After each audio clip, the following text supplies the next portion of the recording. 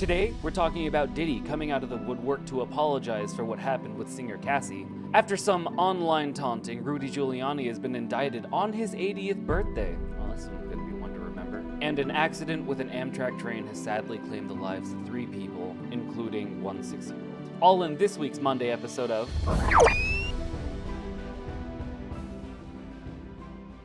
What's going on, webfolk? How was your weekend? Good. I went and saw Pulp Fiction in the park. This is my first time doing that sort of thing. And, food trucks, tons of people. Good time.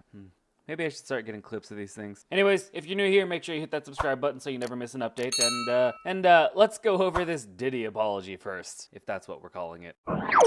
Sean Diddy Combs has publicly apologized for assaulting his former girlfriend, R&B singer Cassie, admitting his actions were inexcusable and sought professional help afterward.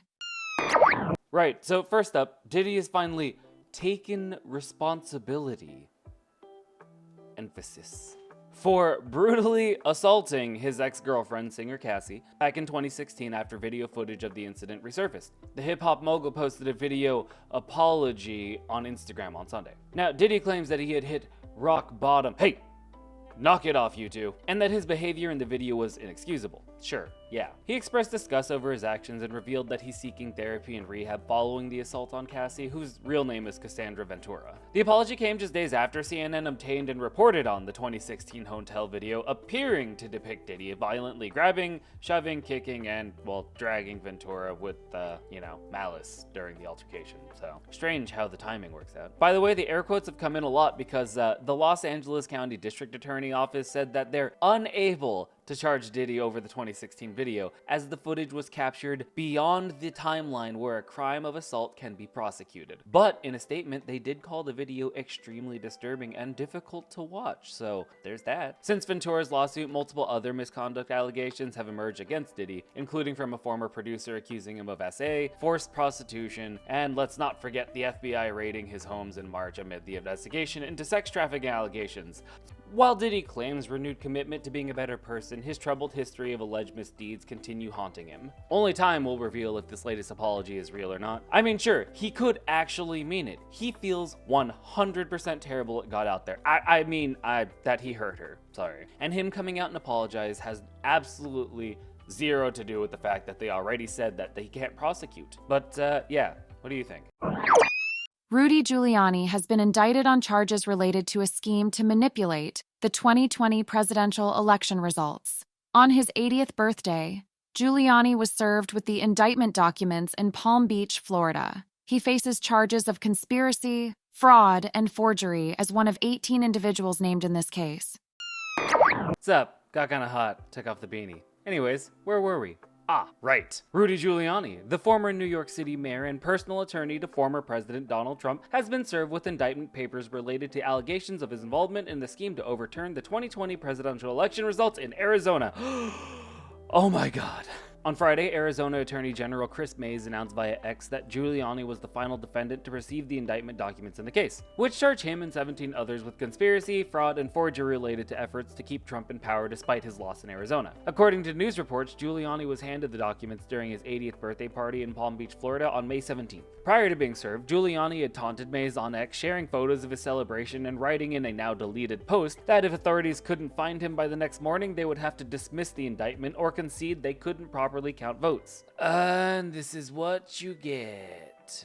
Ted Goodman, a spokesperson for Giuliani, told NBC News that the interruption to the birthday festivities did not faze the former mayor. In fact, he, quote, enjoyed an incredible evening with hundreds of people who love him, adding they look forward to full vindication soon. The indictment, filed on April 24th, alleges that Giuliani and the other defendants, including Trump's former chief of staff Mark Meadows, were involved in efforts to overturn Arizona's 2020 election results in favor of Trump. I mean, we all remember this. It claims Giuliani spread false claims of fraud and pressured Arizona officials to change the outcome. While the former mayor was finally served, the Attorney General's office reportedly had a difficult time locating him for weeks beforehand. There's like a lesson to be learned here somewhere, something about posting or maybe taunting. Honestly, I don't know, but whichever it is you're walking away with, I just can't help but think he got cause because he did something stupid. No? Stop posting your crimes, people.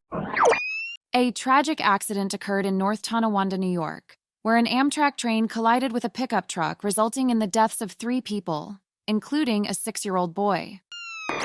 Okay, so the devastating scene unfolded in a Niagara County town near Buffalo when a train traveling from New York City slammed into a pickup truck at a railroad crossing. The collision claimed the lives of 3 individuals, including a 6-year-old boy. According to the North Tonawanda Police Department, the northbound train struck the Dodge truck shortly before 8 p.m. First responders from the local police and fire departments rushed to the site, making every effort to help save the 3 individuals inside the vehicle. However, despite their valiant efforts, the 3 occupants, a 69-year-old man, a 66-year-old woman, and a young 6-year-old boy were pronounced dead at the scene. Amtrak spokesperson Olivia Irving confirmed that none of the 21 passengers aboard the train, which had departed from New York and was headed to Niagara Falls, reported any injuries following the devastating collision. However, the aftermath was nothing short of catastrophic, with the pickup truck being reduced to a mangled heap of metal, forcing first responders to pry open the wreckage to retrieve the bodies. Heartbreaking images posted on Facebook by the local firefighters union captured the grim reality, showing emergency personnel working desperately to access the vehicle amidst the twisted metal. At the very least, in the wake of such unimaginable trauma, the union stated that the first responders were all offered critical counseling and mental health services. Witnesses who spoke to local media outlets reported that the truck appeared to have become lodged between the gates and the railroad crossing, leaving it disabled and trapped on the tracks as the train barreled through. Tragically, this is the second incident in North Tonawanda this year. On January 16th, a 29-year-old driver was struck and killed after their car came to a stop on the tracks at Whitmore Road as well. And on that bit of tragic news, I'm gonna call it.